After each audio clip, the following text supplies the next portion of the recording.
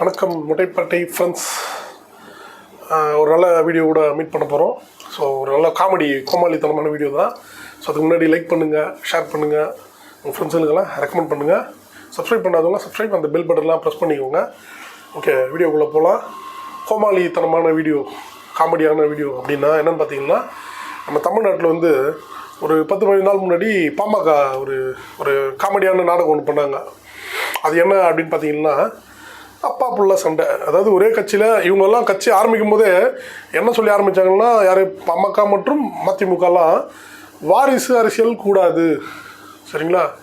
எனக்கு தெரிஞ்சு சில பாமகவினரே என்கிட்ட ஷேர் பண்ணியிருக்காங்க ஒரு விஷயம். ஐயா ராமதாஸ் அவர்கள் வந்து 90கள் பீரியடில் நம்ம வந்து டாக்டர் ட்ரெஸ்ஸோடவே உட்காந்து ஒரு வீடியோ ஒன்று போட்டாராம். அதாவது நானும்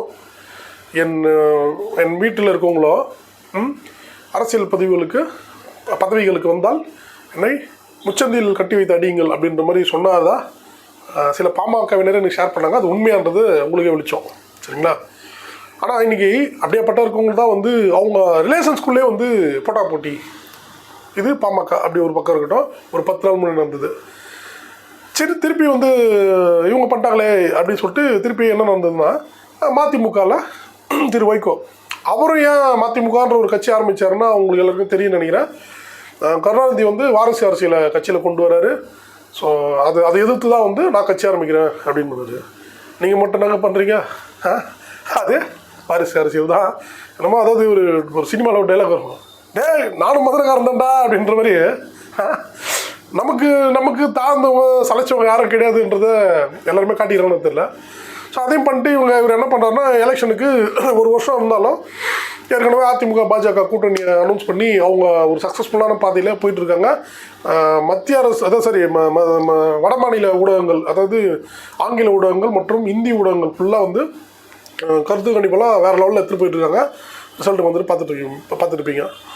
இதில் இவர் பார்த்தாரு, அட்டே நம்ம சீட்டு பேரெல்லாம் பேசணும், அதுக்கு முன்னாடி நம்ம கட்சி இருக்கிறத எஸ்டாப்ளிஷ் பண்ணி காட்டணும். தான் சொல்லலாம், நானும் முதல்காரன் தான், அந்த வருஷம் திருப்பி வரணும்லான்னு சொல்லிட்டு சரி அட்டே பாமக பண்ண விஷயம் நல்லா இருக்குது, நல்லா பிரபலமானாங்க.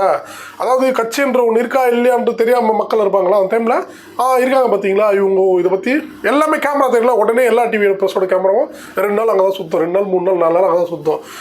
எப்படின்னா அவங்க எப்படி பண்ணாங்க, இவர் வந்து வந்தார், தைலாபுரம் தோட்டத்தில் நின்னார், வெயிட் பண்ணார், போனார், நைட்டு ஃபுல்லாக எப்படி அதே காட்டிகிட்டு இருப்பாங்க. அந்த மாதிரி இவங்களும் 2 நாள் வந்து நாங்களும் இருக்கோண்டா அப்படின்ற மாதிரி ஒரு அட்டனன்ஸை போட்டாங்க. கரெக்டாக அதே மாதிரி அவங்க பண்ண பிளான் ஒர்க் அவுட் ஆன மாதிரி எல்லா கேமராவும் அங்கே போய் நின்றுச்சு. எத்தனை பேருக்கு துரை வைகோன்றவர் தெரியும், அவர் என்ன பொறுப்பில் இருக்கான்றது தெரியும், எத்தனை பேருக்கு மல்லை சத்தியாலாம் தெரியும். ஆனால் இன்றைக்கி எல்லாருமே தெரியுறாங்க, இருக்காங்க, மதிமுகன்னு ஒன்று இருக்குது. இன்னும் சில கட்சிகள்லாம் அடுத்தடுத்து ட்ராமாக்கள் வரும், பார்க்க தான் போகிறீங்க. அது மாதிரி இப்போ என்னென்னா இது ஏன் அப்படின்னா, இப்போ அடுத்து ஏன்னா இவங்களாம் இன்னும் கூட்டணி ஃபிக்ஸ் ஆகாமல் இருக்காங்களா, இப்போ வந்து கூட்டணிக்கு ஏற்ற மாதிரி சீட்டையும் பேசுவாங்க, அதுக்கேற்ற மாதிரி பெட்டியும் பேசுவாங்க. இதுதான் இவங்க இந்த சமீபத்தில் நடந்த ட்ராமாக்களின் கோமாளித்தனத்தோட விளக்கம், சரிங்களா? சரி, மீண்டும் ஒரு நல்ல வீடியோ மீட் பண்ணலாம். நன்றி, வணக்கம், பாய்.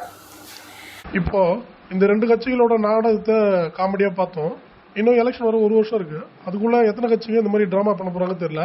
கண்டிப்பாக அத்தனை கட்சி பண்ணாலும் அதுக்கும் நம்ம வீடியோ போட்டு காமெடி பண்ணுவோம். நன்றி, வணக்கம்.